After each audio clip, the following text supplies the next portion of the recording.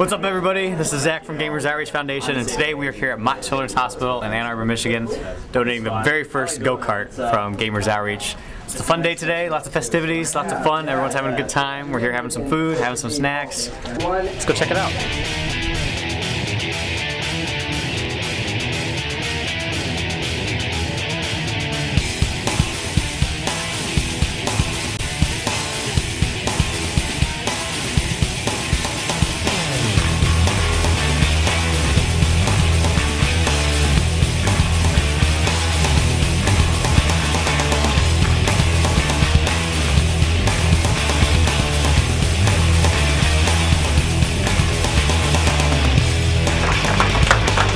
Really exciting day for us. We're sort of a small, relatively new charity organization, and we actually take video games and we use them for different community projects. This project, actually, you guys are actually the very first hospital we've worked with. It's called Project Go-Kart, and basically we fund the construction of these portable gaming carts for people like you to wheel around to kids that might not have access to a lot of regular activities, you know, if they're stuck in the hospital for periods of time, things like that.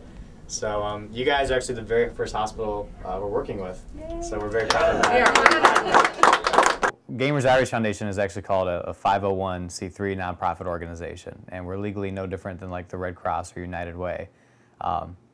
And our organization, you know, we're sort of like a video game industry charity organization, basically. At the very root of what we do, we're trying to find ways to provide relief to people, and video games are just sort of like this connecting platform that helps bring people together to raise funds, or sometimes you can actually directly, you know, use games for some type of purpose. In the case of like Project Go-Kart or Fun for Our Troops. This is actually the first cart. I don't know if we can go ahead and unveil it here a little bit. I just want to add that just the time frame in which you're able to put this together is unbelievable. You know, we've been playing around with different carts for many years, and you're able to put together the ideal machine, which suits all of our needs. So thank you so much. Really appreciate that.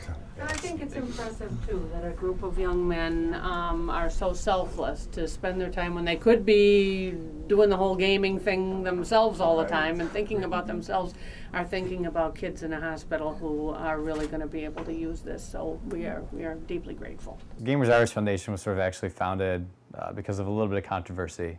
When my friends and I were juniors in high school, we tried to put together this Halo 2 tournament for our student body, and we spent like 3 months planning the tournament. We had like 200, 300 people signed up for it. My dad actually thought it might be a good idea to call like the local police department to see if they had any like interns or anybody that needed to put into like some type of like security hours. Maybe they could like walk through and check on things. And sure enough, the guy who picks up the phone is this guy who belongs to this media censorship organization called the Parents Television Council.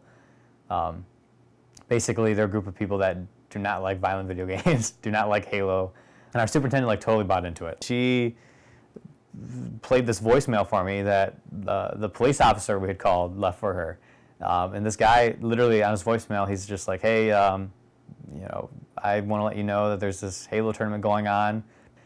You know, Halo's a game on our radar screens. We believe it's corrupting the minds of America's youth. These kids are degrading your high school facility by having this tournament. He told her like our tournament was like a hazard to public safety. There were going to be fights breaking out, and he compared like Halo to like Grand Theft Auto and 25 to Life. You know, said kids were like training themselves to kill. Very much like all the sort of typical negative stereotypes that are sometimes associated with gaming. She just wouldn't have anything to do with it. You know, there's a police officer. She's like, Zach, that's it. We're not doing this tournament. I'm sorry. But yeah, we don't want you to have this tournament. The Saline Reporter kind of ran this front page story on us trying to do this tournament. It actually made a ton of people upset. Like everyone who, you know, had registered for the tournament was like, dude, what the heck? Like, why'd they cancel the tournament, man? Like I said, you know, I play Halo all the time, like my youth group. Like, this is ridiculous. The story went out to the Saline Reporter, and then it went to some like larger news outlets, like the Ann Arbor News ran a story in the front page of their local section. And then from the Ann Arbor News, someone uploaded it to dig.com, which is like this website where people can submit news stories. Well, literally like within 4 hours, we were like on the front page of this, you know, dig.com. And all these people in the gaming industry started finding out about us. And that's when like actually Bungie Studios found out about us, the guys that create Halo. And a few days later, after the story was run, we got a letter from Marty O'Donnell, who's the guy who actually like composes all the music in Halo. So that little intro, like ho ho ho ho ho thing you see here, that's him. he actually sent in a letter and like totally stuck up for us. So we ended up putting together this event called Gamers for Giving, and in the process of planning this event, we went on a few local radio shows, things like that. So that's when we kind of came up with the name Gamers Outreach Foundation. And we ended up hosting Gamers for Giving. It was very successful. We had like 600 people come out. We had like a lot of local media there and news people there. CG is but one player taking part in this weekend's Gamers for Giving blowout at EMU Student Center. And we're trying to raise over $7,500 for a local branch of the Autism Society of America. Part of the charitable fun is a Halo 3 tournament in which two-person teams compete for bragging rights and, of course, a cash prize. Our total revenue was like $14,000, and we ended up raising, like the profit we brought in, we donated to the Autism Society, which was like $4,000. And then after the event, we were sort of like, okay, well, what do we do now? Like we still want to kind of continue on with this. Since then, Gamers for Giving has sort of become like the annual fundraising event for Gamers Outreach Foundation and for the projects we work on. The easiest way people can get involved with Gamers Outreach is by donating.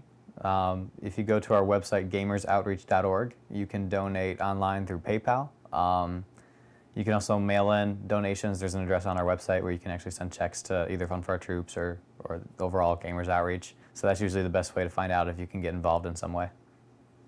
I'm Kim Barker. I'm the Community Relations Manager at Mott Children's Hospital, and I just want to say thank you to Gamers Outreach Foundation for all their hard work.